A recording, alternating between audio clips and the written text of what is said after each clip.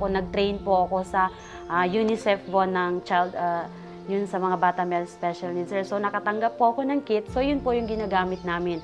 Nagsishare na po yung bata na may disability at saka batang walang disability dun sa toys namin, sir. Para lang po makapaglaro sila. Kasi po, sir, while po na nagalaro yung mga bata, nakikita mo yun kung gaano sila ka-interesado papasok sa school, sir. Kasi every time na papasok sila, kung nakikita nilang may toy po kami, yan yung po yung pinaka-importante sa mga bata.